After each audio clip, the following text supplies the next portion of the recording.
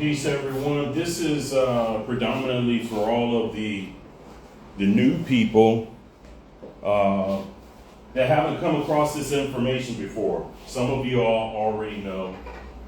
But anyway, the situation in America is that you have the U.S. small letter C citizen, right? Which is a corporation, right? United States is a statutory corporation, right? Everything under this is statutory, which means that it is outside of common law, right? So where you really want to be over here. You want to be here on the common law side, where you can protect your constitutionally secured rights, right? And if you are a U.S. citizen, that makes you an entity to this corporation. And you must understand that, what is this corporation? This corporation, it is a ship, right? It is a ship. But it's a ship that's on land, that's dry docked on land, just like you're on the side of a bank or something like that. And that means that all of the courts and their municipalities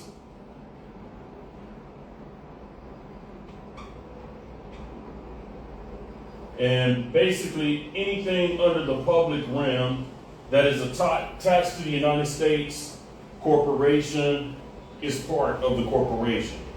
So when you participate in these things, that means that you are already on their ship. So how did you get on this ship? Right? When you were born in a hospital within inside of a state, because all of the states have their own jurisdiction, and really the states are their own countries, right? That's why it's called the United States. You had a lot of certificate. You had a certificate of live birth from the state, right? This was from the state. And because you had this certificate of live birth from the state, this is what made you a state national from the very beginning. What happened was the hospitals, they began a trend of using your mother as an informant, right, to issue you a birth certificate. This birth certificate made you an entity of this, which is Washington, D.C. Washington, D.C. is a 10-mile square radius of land. That is a corporation, right? Now, all of the states, they do have a statutory side as they are in agreement with the statutory corporation. But they also have a de jure side based on common law if you don't claim it. You see? So where you really want to get back to, you want to get back to being a state national, which a state national, once they have reached the age of maturity, can decide on becoming a state citizen with a capital C, meaning that instead of voting, because on this side, this is for voters. The whole voting polls and all of that stuff is fake.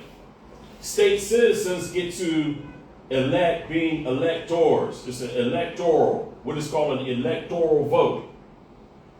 So when you decide that you want to participate in the de jure governance of the particular state that you're in, then the state national is also a state citizen once they reach the age of maturity, which is 18.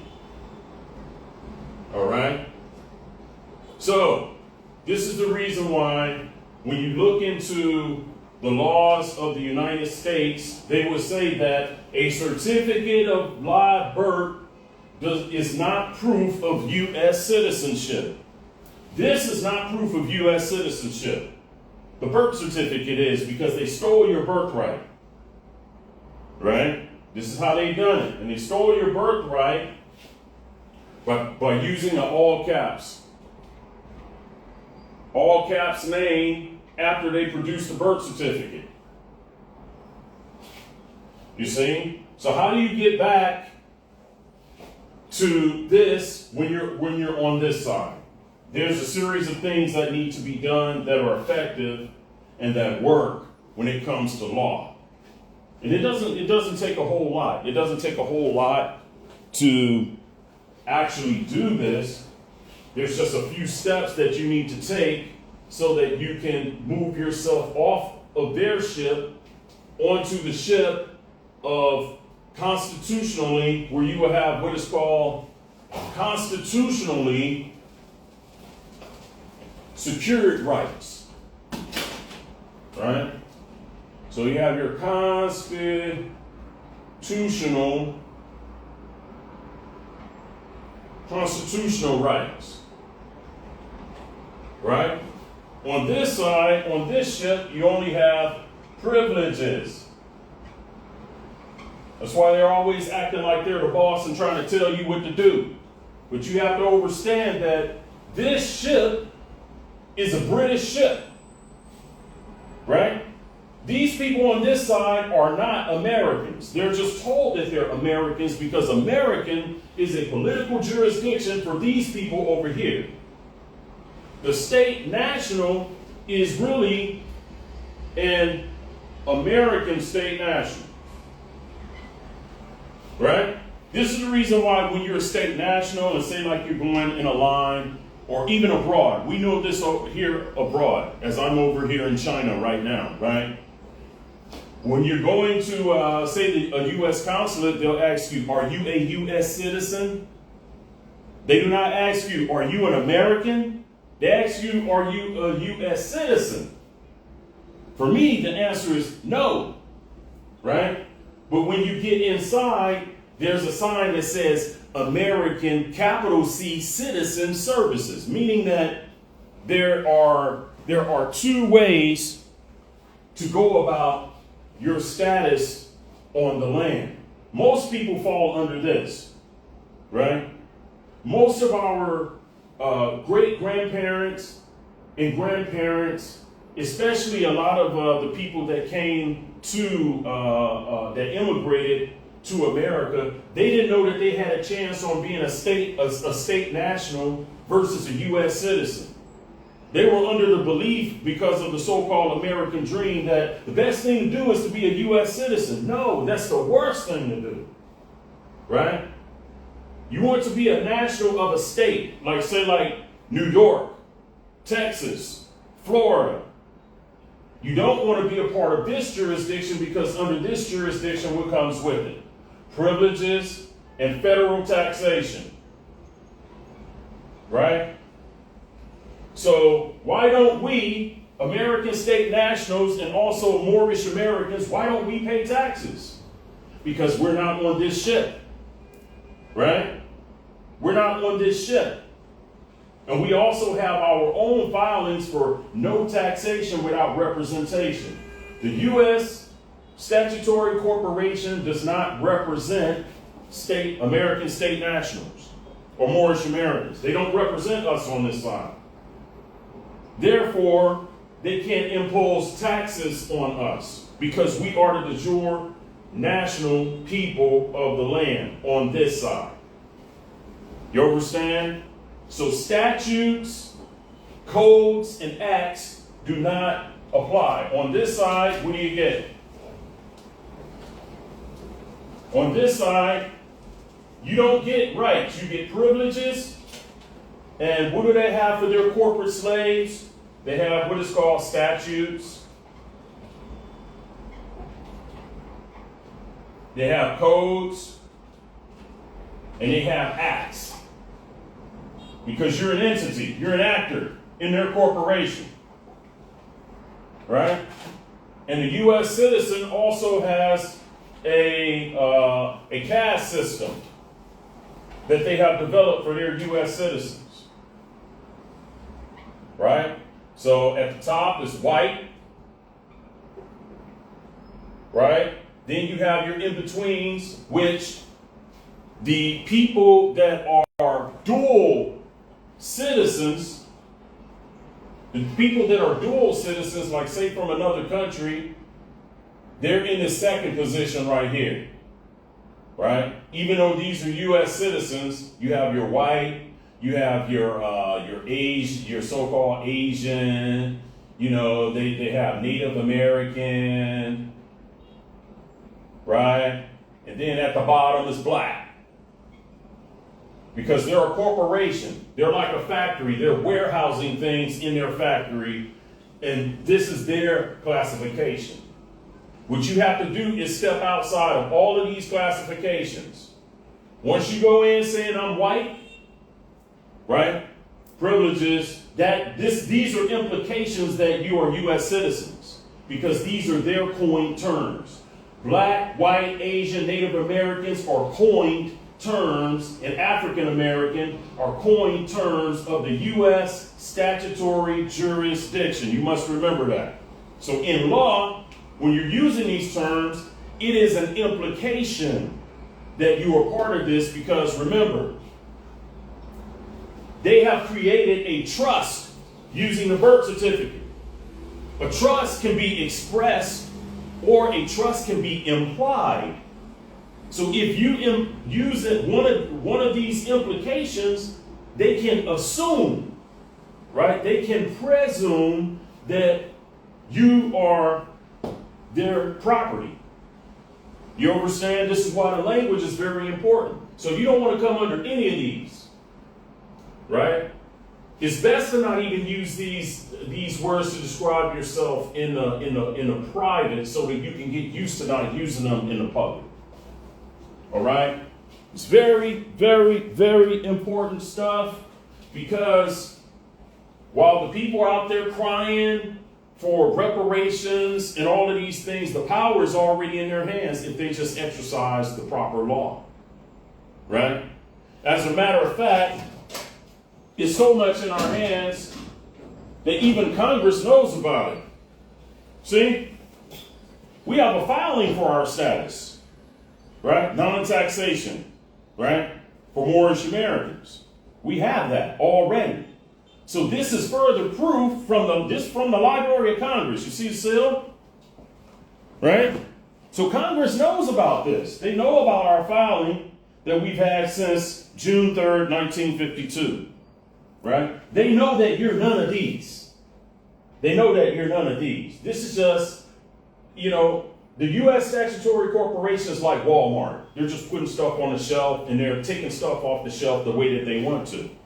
Because, you know, your mother was used as an informant and signed you over when she allowed you to get a birth certificate. But at the same time, they committed fraud because they didn't give full disclosure of what they were going to do when they gave the birth certificate, that they were actually pulling you under a false jurisdiction and taking you out of the constitutional fold of government.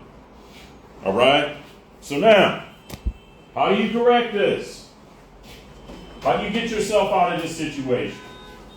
All right? There's a few things that you can do, and I'll show you where to go. And the reason I'm telling you all this is because this office, the office for reestablishing the great law of peace, right?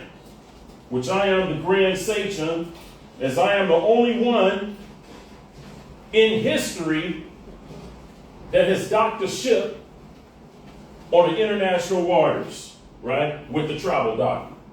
Check the record. You can check all through my Instagram, all of the receipts. There are also various nations that know this and that have accepted our travel document even. I have the sure, easiest, cheapest route to claiming your status, right? And I also give you some free information to do it. Where do you go? You go here. Let me get a better marker, see if this one writes a little better.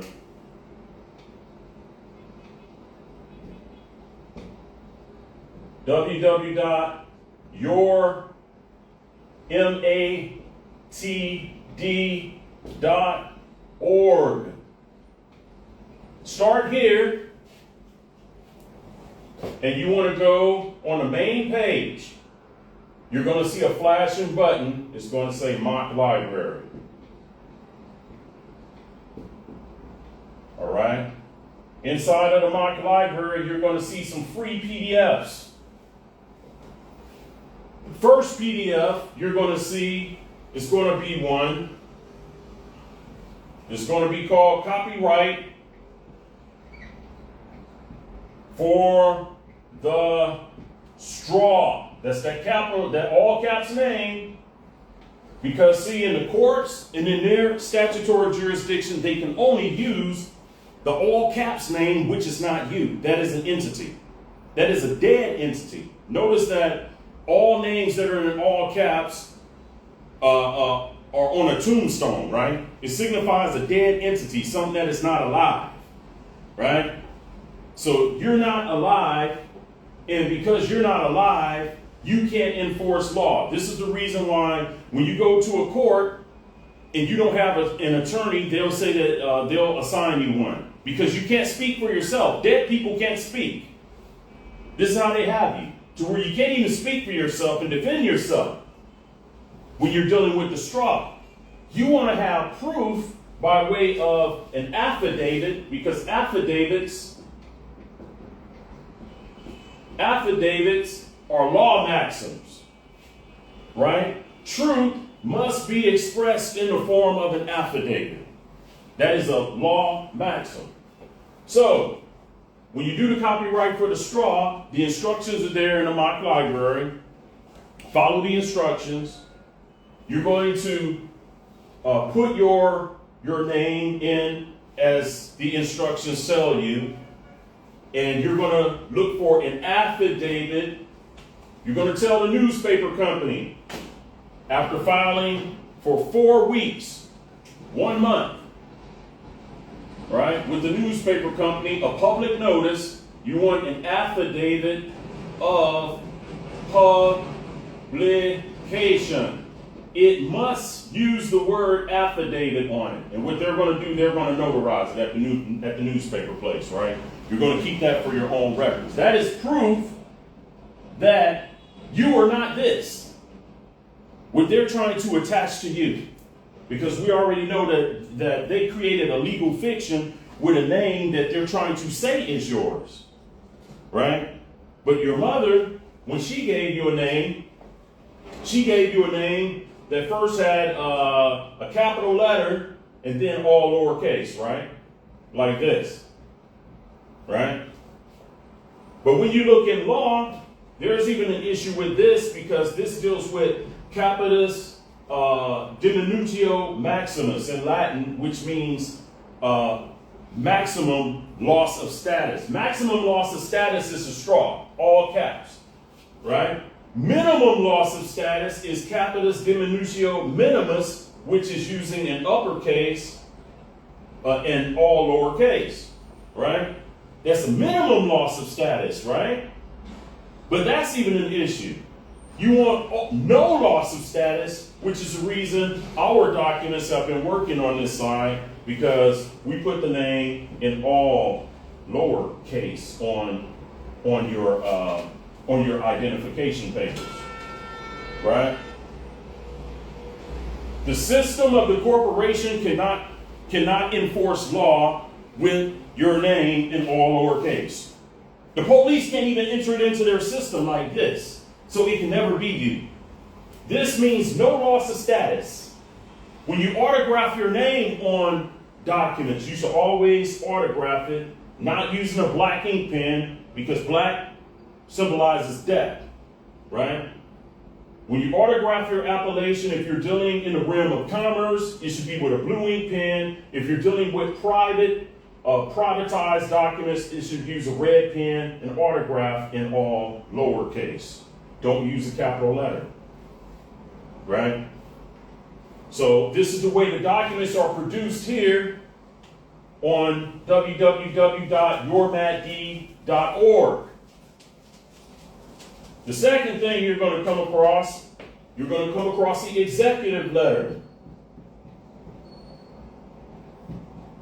Executor letter. You're going to follow the template and you're going to follow the instructions there.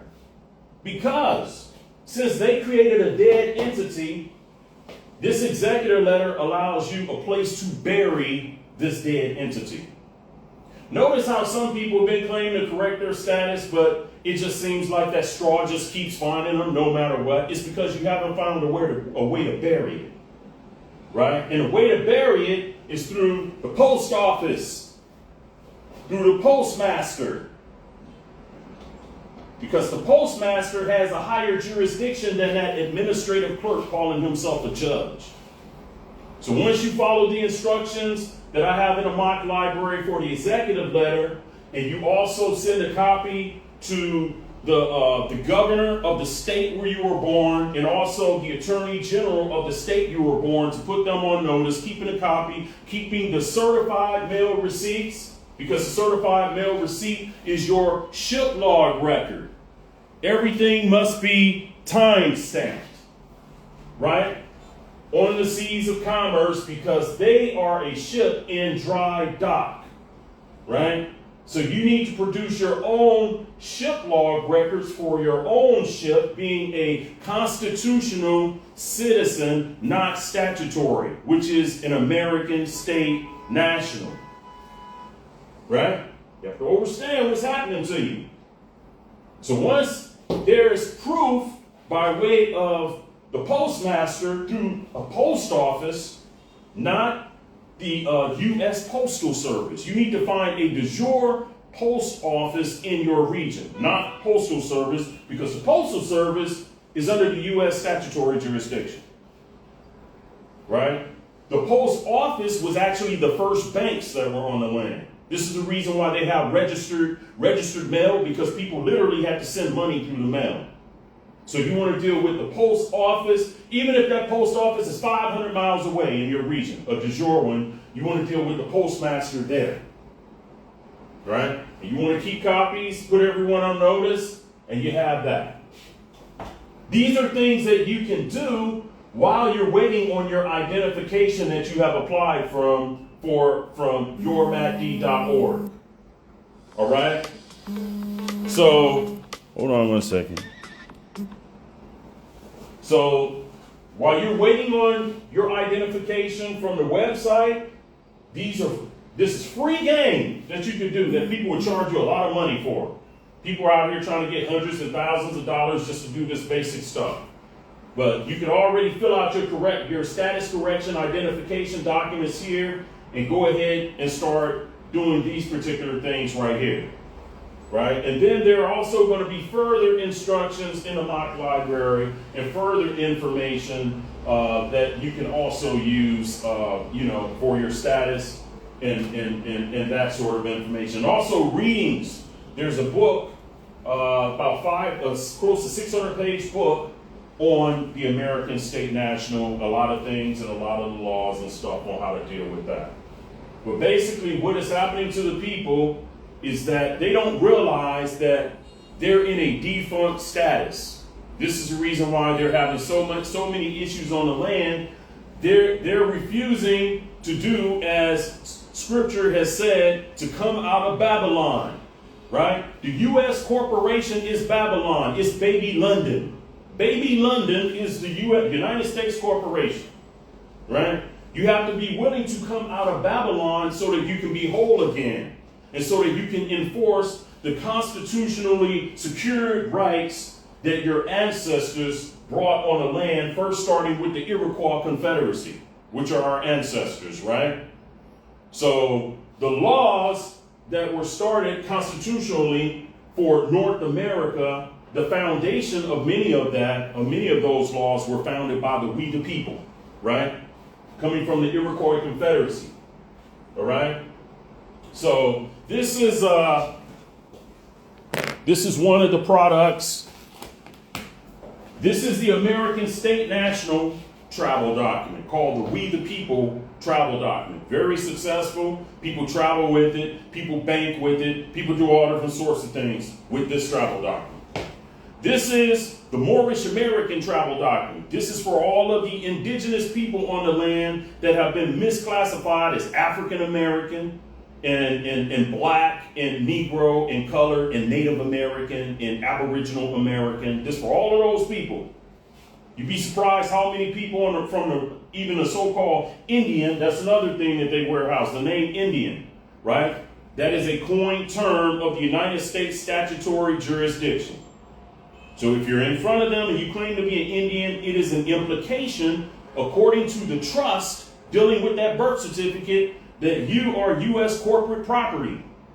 So now I have even Apaches and different people from the reservations. They are now coming to get the Moorish American travel document because they've studied what I've been saying about law, right? And they know if they want to enforce law outside of their reservation and all of that, that they have to come on the side of the de jure American nationals, the aboriginals of the land, which the Moors were the first ones to establish law for North America. Check the record, it's a fact, right? So, for those people that are of European descent, that are not Aboriginal indigenous to the land, they have the We the People travel document, which is great for moving through the public, right? Most Moorish Americans, indigenous Americans, most of them get both booklets. So if you're a Moorish American, indigenous American, Aboriginal, Native American, you have the opportunity to get both. If you are one that is, quote, under the classification of white, right? Under their false classification of white, you can still get the state national documents and also the We the People travel document to do banking, to travel, to move through the public, and vice versa. All right? This seal has already been docked in several countries around the world, right? So there are several countries that already know what this seal is and that it is already docked. We've already got a couple of visas in our travel document and also some notaries from other countries with this particular seal. I am the trustee over this seal, right? I am the first one to ever do what it is that I have done to make a travel document for the people, the national people of the land, and get it to dock somewhere overseas. That's why I'm giving you this information, right? Because I'm in my right to do it because I'm successful. And I'm successful giving you a process that is very inexpensive and also a lot of information that is free. I don't sell information. I only sell you the product, which I pay for the international shipping. All right? So, with that being said, are there any questions that you might have about this particular process? If anyone has a question, please let me know. And this video is primarily for a lot of the, for the new people that may have not heard of this information before. Just know that if you do not correct your status, you are giving them the ability to continue to treat you like a corporate slave. Slavery never ended. Right? Slavery never ended.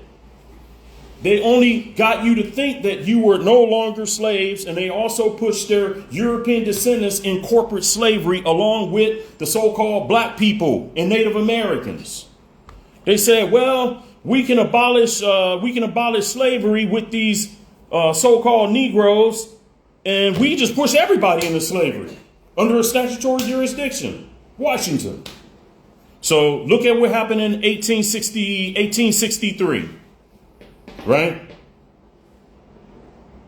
You can run it in any newspaper that does a legal public notice in the back of a newspaper. Keep it as your record. Make sure that that newspaper is willing to give you an affidavit of publication, right? Let them know when after this is published, after 4 weeks, 30 days, I need an affidavit of publication from you. Can you do that? It must say affidavit of publication on it because I'm using it for legal reasons, right? That is your proof. That means that if anybody tries to use that straw against you, including the administrative clerk, right, calling himself a judge or anyone, they can be sued for about $500,000, right? They can be sued. And you can even take it a step further if you, depending on how you have things set up or your trust, by getting a UCC-1 filing after you have done the copyright for the straw. Many people have not even had to do that, right? How do you gain a copy of the CMBay copyright? The one that I was just holding, right? You will want to go online and apply for this under AA 222141, right?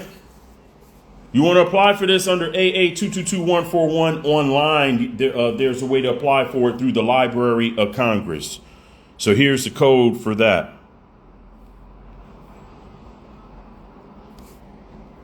Right?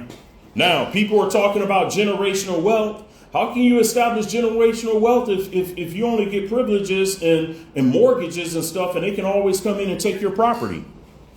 You're the national people of the land, right? They only have control of your resources because you keep calling yourself black and Indian and Native American and white instead of enforcing the true law on the land and being on the side of a de jure American state national. Right? They tricked you. U.S. is not synonymous with American. It is absolutely not. Right? They move between these two paradigms, United States and then America. America is a continent. Right? The people that are indigenous to that continent are the Americans when they're in their proper status. Now, they can choose to be part of a fiction, just much like I can choose whether I want to be a citizen of another country, right? If that country will accept me. But of course, the United States, they will accept everybody that's claiming to be a U.S. citizen that's already on the land because it's to their benefit. You should run it for more than 2 weeks. You should run it for 4 weeks because 4 weeks is law, not just 2 weeks, right? Because when it comes to notification, there's a certain duration that must take place, which is 30 days. That's just like when you're dealing with, say like you're dealing with some public agents or a court and they're trying to enforce some legislative law on you. You send them a quo warranto and give them 30 days to answer all of your questions. Give them 10 days to answer all of your questions, right? They must answer every question in 100%.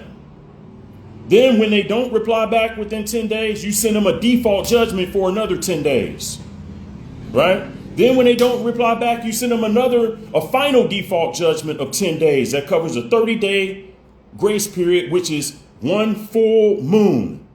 You must have 1 full moon in order for it to really stick in law for correct notification. Now, after they have defaulted with the final judgment, now you have proof because you have the postmark certified mail receipts, which means that now you can actually take the case to a higher court. You understand? Because they refuse to reply and respond. So the law maxim is whoever loses on the battlefield, they lose by default. If you don't reply back, you lose by default. That's law. Right? So you want to get 30 days, always 30-day notice, right? So outside of that, that's how you do it. Click the link in the bio, go to www.yourmatd.org and save your life, right? Many of you all have already went through the COVID crisis and all of this kind of stuff where they were trying to push you around. And during the COVID crisis, people that gave their children that got a Moorish American travel document or We the People travel document, the schools couldn't even force them to take the vaccination even. Right? You're totally outside of their jurisdiction unless you commit a crime in their jurisdiction. This does not stop you from committing crimes, right? In order for a crime to exist, there must be an injury. There is law. If you haven't injured anyone, you haven't committed a crime when you're under common law. You understand? So these documents it's not a pass for you to come on the land and start being a criminal. It's not what this is for, right? If you're already a criminal, that means that you will be punished eventually, right? If you come into correcting your status to try to get away from crime and all of that stuff, then, in some cases, it will still fine you, right? If you have already done those things, right? But if you start from day one and correct your status, anything from this date, from this time moving forward, you're in a completely, totally different jurisdiction. Save your life. Come out of the dead status, right? It was your ancestors that started this, the de jure government on the land, and your government was overthrown by some central bankers, right? Your government was overthrown by some central bankers that are now calling themselves the United States, right? And also the United Nations and all of these kind of things, right? And you have not known that, right? You were born into sin. Why? Because they imposed that birth certificate and used your mother as an informant. Your mother was being a traitor and she didn't know it. She didn't know that she was being used to give up your birthrights. There is no blood quantum, right? If you're classified in their census as a Native American, as a black person, right?